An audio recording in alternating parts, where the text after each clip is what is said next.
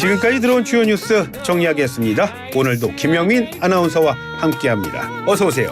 네, 점심 먹고 한잔하면서 듣는 영민한 뉴스 시간이고요. 저는 항상 점심 안 먹고 만 마시고 방송 들어오고 있습니다. 아마 우리 시간을 하시는 분들이 다 그럴 겁니다. 맞습니다. 예. 자, 첫 소식. 새롭게 당 지도부를 꾸린 국민의힘이요. 오늘부터 본격적인 당무에 들어갔다고요? 네, 맞습니다. 서울 강서구청장 보궐선거 이후에 쇄신한 국민의힘 지도부 오늘 아침에 첫 당 공개회의 진행했습니다. 이만희 신임 사무총장 그리고 유이동 신임 정책위 의장 모두 회의에 참석해서요. 이 어려운 상황에서 당을 개혁하기 위해서 노력하겠다라는 각오를 밝혔습니다. 먼저 이만희 사무총장은 이 과분하고 중요한 당의 중책을 맡게 돼서 마음도 매우 무겁지만 우리 당이 다시 국민의 신뢰를 얻고 하나 된 당으로 거듭나기 위해서는 이 김기현 대표와 윤재욱 원내대표와 함께 이 사무총장의 역할을 최선을 다해서 수행하겠다라고 밝혔고요. 예. 유이동 정책위의장도 엄중한 시기에 정책위의장이라는 직책 맡아서 어깨가 무겁다라고 밝히면서 정책의 수용자인 국민 입장에서 바라보고 성찰하겠다. 민심이 가리키는 방향 잘 헤아리겠다고 입장을 밝혔습니다. 되신 분들은 이렇게 말씀하셨는데 그럼에도 불구하고 이번에 인선 기대에 못 미치는 쇄신이다. 그런 얘기들이 지적이 나오고 있죠? 네, 맞습니다. 김기현 대표는 원래 보궐선거 패배 수습을 하면서 수도권과 충청권 인사를 위주로 이 지도부를 재편하겠다라는 방침을 내세우고 인사를 단행했습니다만 핵심 당직이죠.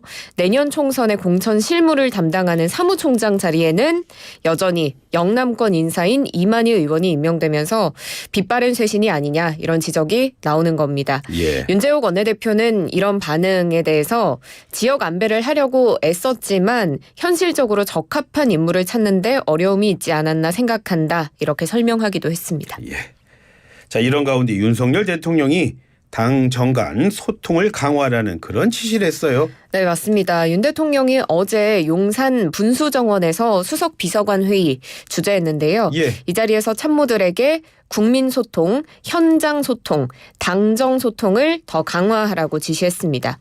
여기에 대해서 대통령실 관계자는 물론 지금도 당정협의회 하고 있지만 이 정책 당정을 조금 더 활성화하자라는 의미였다고 설명을 했습니다.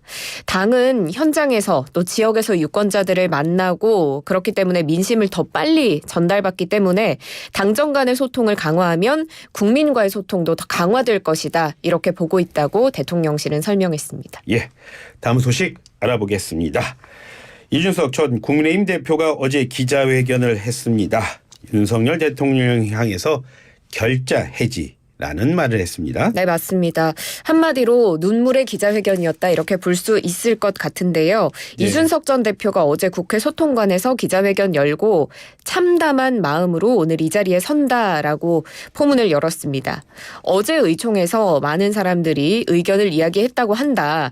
그런데 꼭 해야 하는 말은 하지 않았다라고 여당을 겨냥했는데요. 이렇게 민심의 분노를 접하고 나서도 대통령의 국정운영 기조 바뀌어야 한다는 이야기를 당은 더는 대통령에게 종속된 조직이 아니라는 말을 하는 게 그렇게 두려우시냐. 이렇게 국민의힘을 정면으로 겨냥했고요. 예. 또 윤 대통령 향해서는 여당에 걸어둔 무건수행의 저주를 푸는 결자 해지가 필요하다라고 촉구했습니다.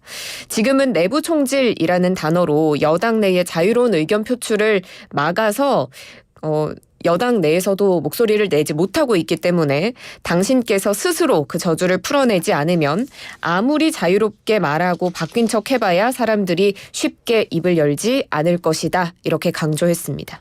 조금 전에 오프닝에서 들으셨겠지만 이 전 대표가 계속 울먹울먹했어요. 네, 맞습니다. 특히나 또 최상병 사망 사건 관련 발언할 때는 울먹이면서 말을 잇지 못하는 모습을 보이기도 했는데요.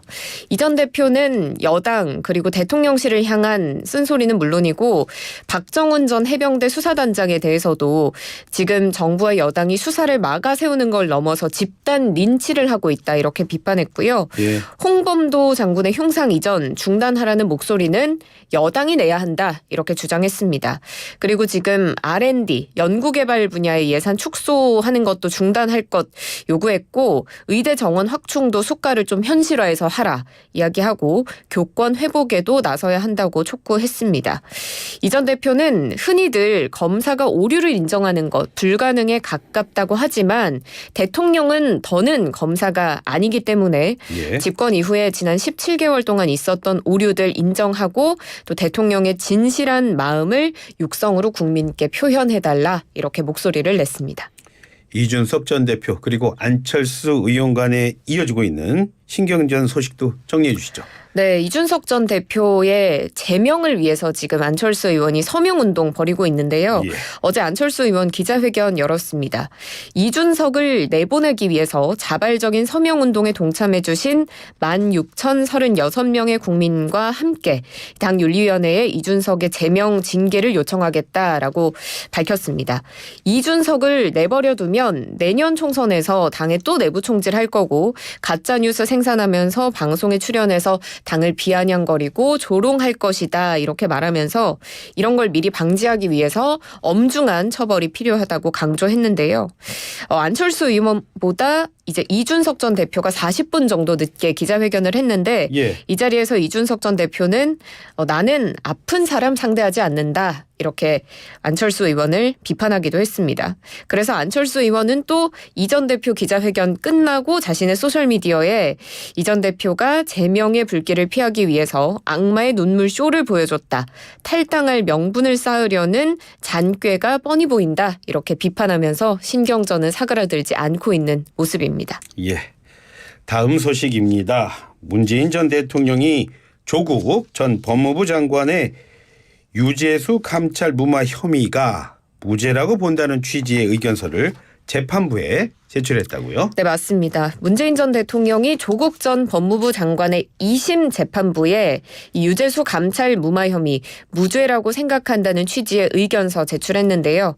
문 전 대통령은 감찰의 시작과 종료, 처분에 대한 판단 결정 권한이 모두 민정수석에게 있다고 봐야 한다라고 밝혔습니다. 예. 그러니까 유재수 전 부산시 경제부시장에 대한 감찰 종료는 이 민정수석이던 조 전 장관이 자신의 권한을 행사한 거고 감찰반원 의사와 결과가 달랐다고 해서 그의 권리 행사를 방해한 게 아니다 이런 논리인데요. 문 전 대통령이 조 전 장관의 재판에 직접 이렇게 의견을 제시한 건 이번이 처음입니다. 이번이 처음이군요. 자, 검찰의 반응이 궁금한데요. 검찰은 이 문 전 대통령이 이 의견서를 직접 작성하고 날인한 거냐 아니면 보내준 의견서를 그냥 읽어보고 날인한 거냐 이렇게 물었고 변호인은 문 전 대통령이 직접 작성하셔서 보내준 것이다 이렇게 밝혔는데 검찰은 이걸 그대로 믿지는 않고요. 이 의견서는 법률적 의견을 피고인과 개인 친분에 따라 밝힌 거고 형식이나 내용에서도 직접 작성했다고 보기 어렵다 이렇게 봤습니다. 그래서 검찰은 증거 채택에 동의하지 않는다라는 입장 밝혔습니다. 네, 검찰의 입장이고요. 자, 마지막 소식 살펴보겠습니다. 필수 의료 분야 붕괴에 대한 걱정 많이들 하고 있습니다. 소아과 하겠다는 사람이 없다고요? 네, 맞습니다. 지금 소아과는 오픈런이 일상이라고 하는데 이 오픈런이 문 열자마자 달려가서 보통 막 물건을 구매하고 이런 현상을 가리키는데 예. 소아과도 이와 같다라는 말입니다. 소아청소년과 동네에 있는 소아과들이 문을 열기 1시간 전부터 예. 아픈 아이들을 데리고 이 부모님들이 현장에 줄을 서기 시작한다고 하고요. 그리고 병원 접수 앱도 요즘은 잘 나와 있는데 이 앱에서도 열림과 동시에 이 예약이 1분 만에 마감되는 상황이라고 합니다. 동네 소아과도 점점 줄어들고 있어서 소세권이라는 말도 나온다고 해요. 소아과 인근 지역을 가리키는 역세권의 또 다른 표현인데 이 소세권에 사는 게 다행이다 이런 이야기가 나올 정도라고 합니다. 이거 많은 분들이 적어서 그렇긴 하지만 또 많은 분들이 모여들고 있는데 전공의는 갈수록 줄어든다고요? 네, 맞습니다. 이 오픈런 소세권 대란이 쉽게 사그라들지 않을 것으로 보이는 게요. 예. 이 소아청소년과의 전공의 확보율이 2020 2020년에는 71%였는데 올해는 25.5%까지 그야말로 급락했습니다. 그리고 소아청소년과의 전문의 중도 포기 비율도 늘어나고 있는데 지금 더불어민주당 신현영 의원실이 보건복지부에서 받은 자료를 보면 소아청소년과 전공의의 중도 포기율이 2017년에는 6%였는데 지난해에는 이게 또 23%로 크게 늘어납니다. 그래서 개업하는 소아청소년과도 당연히 줄어들고 있는 실정이고요. 소아청소년과 개업 건수가 2018년에는 122곳이었는데 매년 줄어들어서 지난해에는 84곳까지 떨어졌습니다. 그런데 여야 모두 의대, 정원을 늘리면 이 문제 해결할 수 있는 거로 보는 것 같아요. 여야 모두 그리고 지금 정부에서도 그렇고 의대 정원 확대를 미룰 수 없는 과제다라고 보고 있는 건데요. 예. 국민의힘 먼저 살펴보면 윤재욱 원내대표가 오늘 국정감사 대책회의에서 현재 미래 건강권 지키기 위해서는 의사수의 확대 불가피하다라고 강조했습니다. 하지만 지금 대한의사협회처럼 의사단체에서는 정원 확대가 가장 근본적인 해결책이라기보다는 의사 배치의 문제라면서 정원 확대를 반대하고 있죠. 예. 그런데 윤재욱 원내대표는 미래의 의료 수요 추세를 봤을 때는 정원 확대가 이번 문제 해결의 대전제인 게 너무나 분명하다라고 강조를 했고요. 더불어민주당은 의대 정원 확대와 함께 공공의료 분야의 인력도 늘려야 한다라고 강조하고 있습니다. 예. 오늘 말씀도 잘 들었습니다. 고맙습니다. 고맙습니다. 예, 지금까지 김영민 아나운서와 함께했습니다.